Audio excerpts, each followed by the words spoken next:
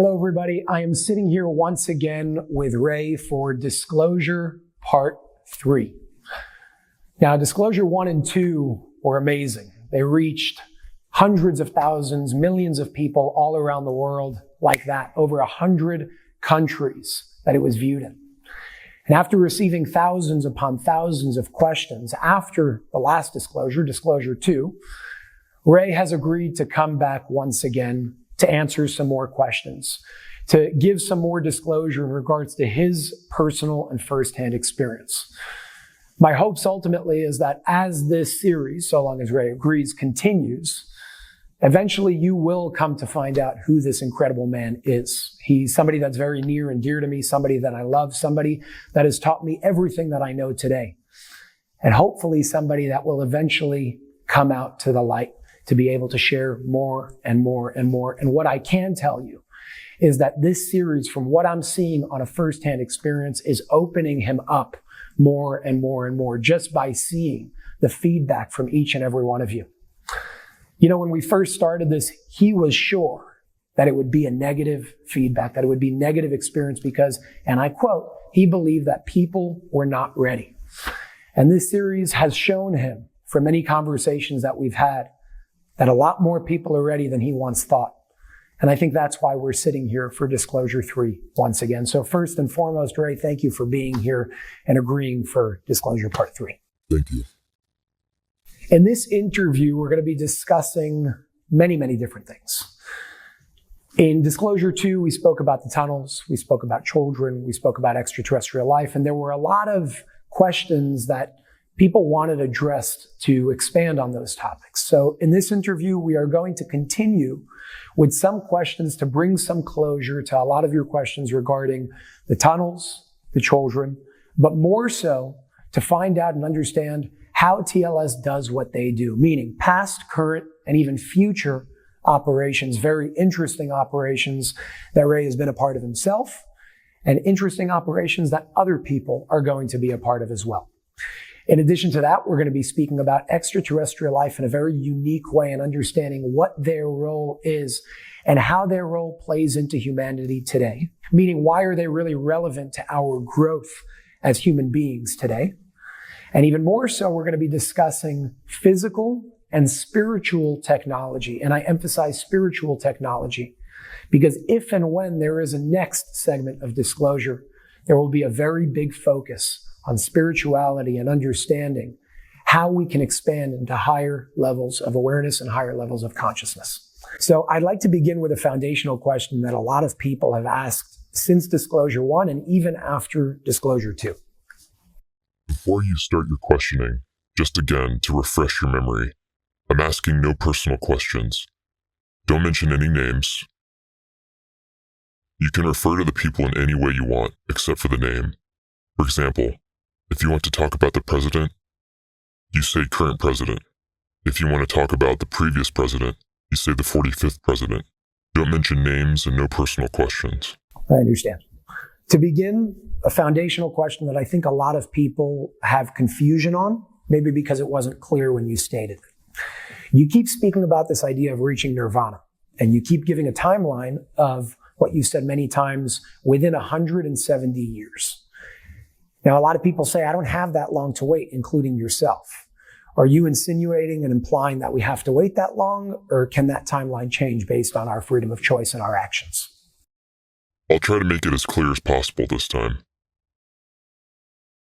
When I tell you 170 years from today, if you want to know the exact dates, when I first heard about it and I learned about this, it was December 21st, 2012. From that day, 180 years follow. That means December 23rd, 2192. That's 180 years that this Nirvana will happen, whether we like it or not. No matter what will happen in this world, this shift, this Nirvana, will happen by this date.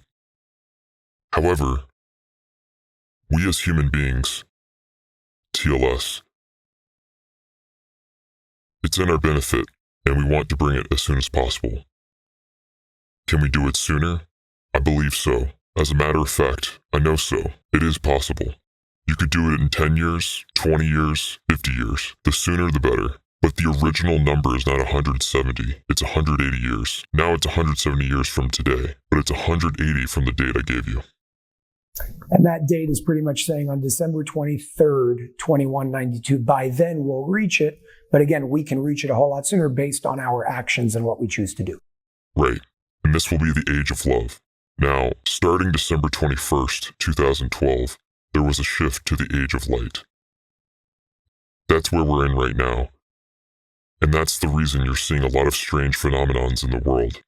And the sooner we're going to get to the age of love, it will bring us to a better place. To my understanding, the three eras that I know of from teachings and whatnot through you and others is before December 21st, 2012, it was the age of darkness.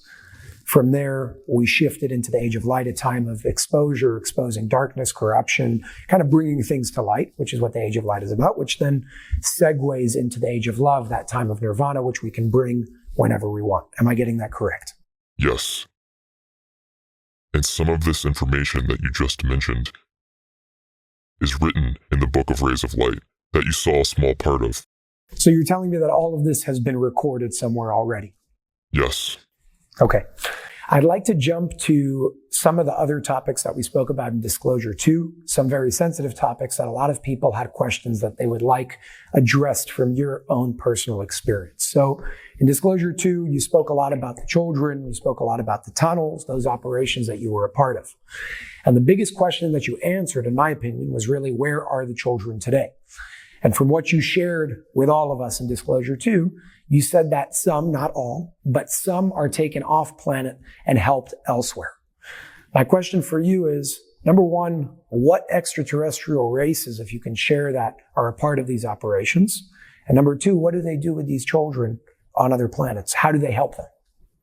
First of all, there are no races in the planet world, ET world.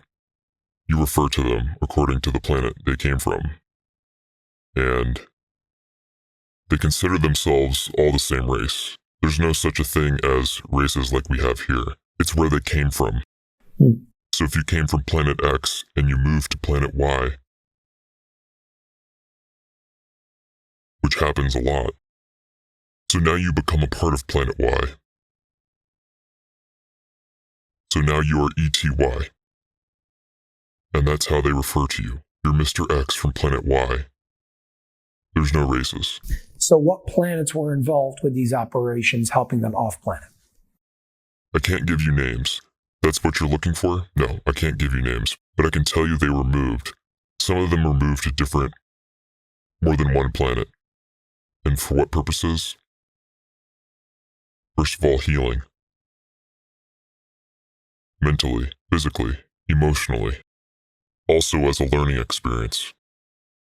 For the powers who are doing it. The good guys. I don't want you to think it's in an evil way. Unfortunately, as you know, many of the children passed away. They didn't make it. So it could be for, again, healing. Those kids do not have parents. And if they do have parents, they sometimes try to bring them to their parents. But the situation is so devastating, you really can't bring them to their family. They became different human beings. When you say they don't have parents, what do you mean by that? Most of them are clones. Whoever was kidnapped and still survived, to bring them back to the parents, it's very hard. I can tell you the only children or individuals, some of them are a little bit older, who did make it and are clones are going to a different planet. The children who have parents usually stay here. But again, some of them were sent to hospitals. Some of them were sent on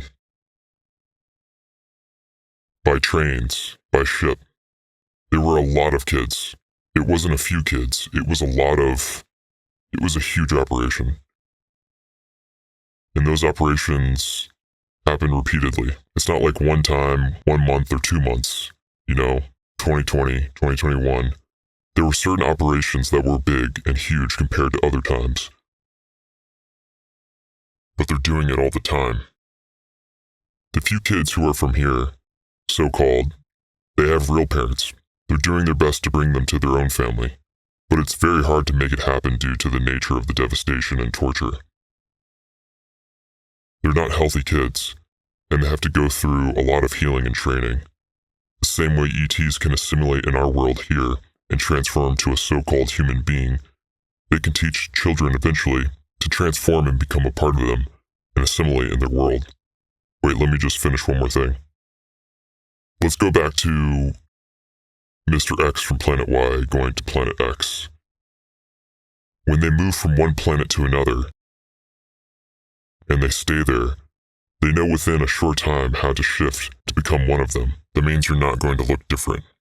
You're going to look the same. The same way they assimilate here, they assimilate in other places. They have the power to assimilate and become one of them. And there are exchanges. Like you have a student exchange between China and the US, so it's the same thing. They have an exchange, a mutually agreed upon exchange between the planets. They learn through each other. They share information. It's about improving the universe, not their planet only. It's not, nobody looks on this planet as their planet. It's the universe as a whole, and it's endless. There is no beginning. There is no end. It's endless. We cannot even comprehend the science. Interesting. We will go into the extraterrestrial topic later in this interview with some questions that we have listed. With the children, there was a big question as well regarding, again, you mentioned crafts, you mentioned ships. And I believe in 2020, specifically in regards to the operation you were a part of in New York City, when it came to, call it rescuing or freeing the children, if you want to call it, at least a part of that operation, there was a naval ship called the U.S. Comfort, somewhere on the west side, I believe, of New York City. And there was a lot of noise about that, a lot of, call it like conspiracy theories about that. Did the U.S. naval ship Comfort have anything to do with the operation you were a part of? All I can tell you is that there was more than one ship. And I can't go into the details you're asking me, but the ships were used to transport children to different places. Trains, planes, and spaceships as well. Are you able to disclose whether or not the U.S. Naval Comfort is connected to TLS? I can't talk about this. I can tell you there was more than one, and they were used to transport kids. Yes, obviously those ships were under disguise. You know, you can't say TLS is coming to pick up kids. But yeah, there were other ships. On TV for some reason, because it was connected to the Pentagon, I'm assuming, they spoke about this particular ship. But I cannot refer to details like that. You mentioned the cloning process. A lot of these children are clones, which is why they don't have parents. There were some individuals who asked, do clones have souls? Now, of course, you and I have spoken about that, but I want the audience to hear it from you. How does cloning affect the spirituality of a being? Everything that's alive has a soul. Everything, including plants, just a different type of soul. There's a difference between the soul of a dog and a human being. Of course, a dog can reincarnate as a human being, and vice versa. So the soul does a certain shift. But everyone has a soul, even if they were man-made. So let's move on to the next question regarding the tunnels, just to kind of give closure over here for those questions, because I don't just want to leave them unanswered. I do want to answer them and then move on to the really important and shifting conversations that we can have here. So you mentioned a train system that is operated throughout these tunnels, a train system that can take you from New York to Europe, I believe you said, within 20 minutes, a train system that you've been on. The question is, if these tunnels are operated by what you call evildoers or psychopaths, how is TLS able to take over them and operate them? Certain people in TLS have the knowledge of how to operate their technology, which in this case is the train. They have the knowledge how to do it. In addition, TLS has a method that could be used on certain people. We use the term transducing. I don't know if you've ever heard of it before, but that's the name, transducing. It's also written about in the book Rays of Light. The part you didn't see it. No, I did read that part. That was one of the other chapters that I received. The entire chapter called transducing. Oh, you did read it. Okay. Alright, so the term transducing, I think that's the first time that anybody talks about it on video. But this method gives me the power, the knowledge and the power to transduce you. Meaning I could, let's say you are the train operator. I could make you operate the train and take me wherever I want to go without you resisting me, or knowing that I'm the enemy, so-called. A lot of people, you might call it hypnosis, but it's not. It's a different system that I can't really explain to you how it works. You could learn it. It takes a little bit of time, but once you learn it, you could do it. Obviously, once you are trained to do this, you got to do it only in the form of a mission. You can't do it because you want to play around, and so they use that as well. It could be used in many, many aspects. This is not something that came from a different planet. It's something that was introduced here on Earth. And it's very new. It's not that old.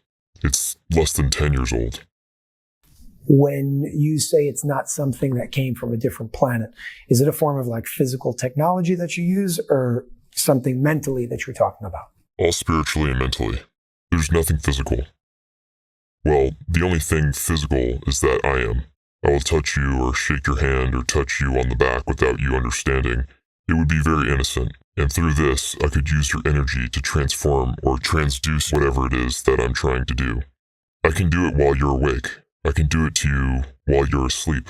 I can do it to you while you're awake and put you to sleep. There's many forms of how to do it. And then you get what you want out of the subject and you move on. You don't hurt them. It's not painful. It's just when you find out that somebody did that to you, your ego is hurt because you were being controlled for a short period of time because somebody was trying to get something out of you. In a form of training, I did it once to somebody who was like, later on he found out because he was a friend. I did it as a test to see how things, this is part of the training. And he was extremely hurt. But again, I didn't do anything wrong to him or hurt him in any way. Extremely hurt emotionally. Yes. The concern with something like that is if the wrong person has access to that type of knowledge or power, you could start doing some terrible things. So number one, do you know if anybody on that dark side, psychopath, evildoers have access to something like that? And if so or if not, does TLS have a way of ensuring that that doesn't come out?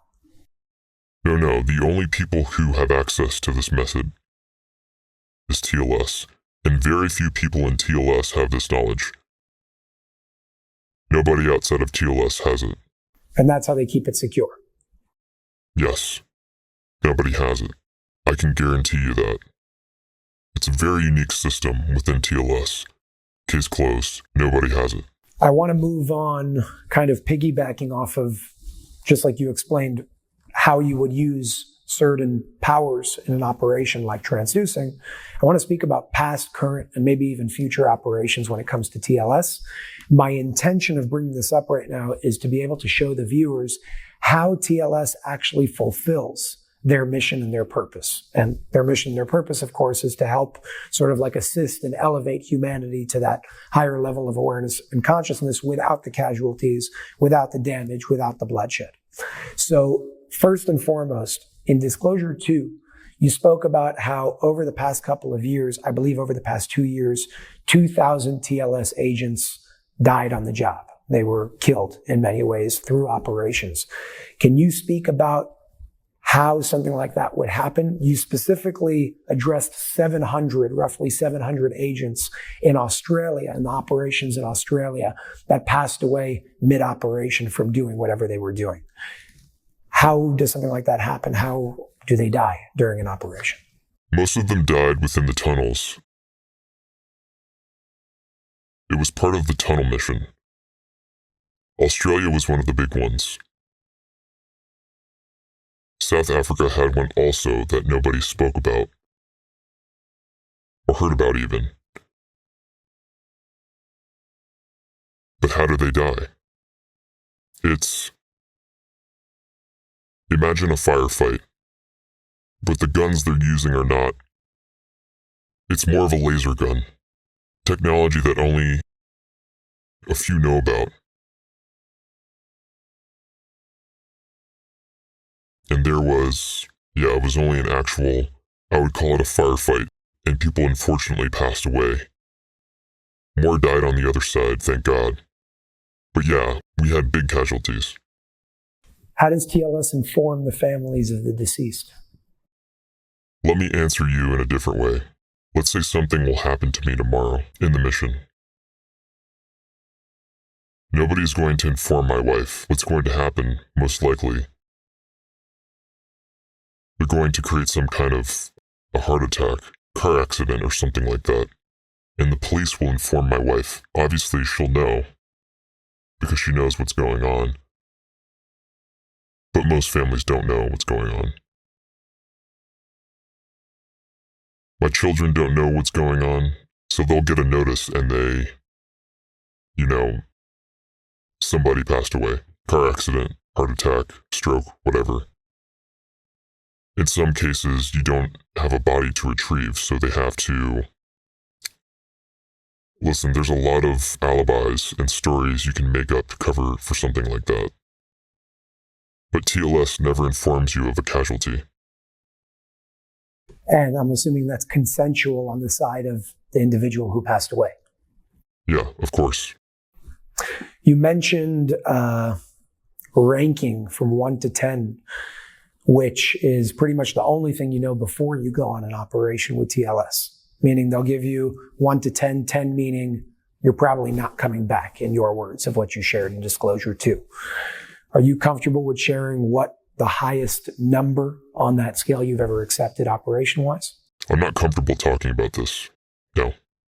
Are there any operations you could share to, again, give a broader understanding of how TLS does what they do? We understand the tunnels.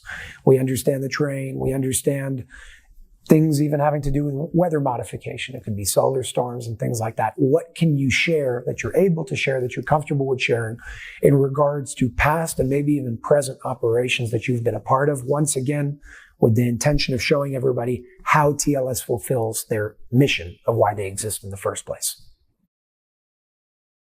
I can talk about something that happened recently. Okay, first of all, let me explain. TLS is always, unfortunately, to my opinion, is always on the defense, not on the offense, meaning they search for a problem. And if there is a problem, they will eliminate the problem.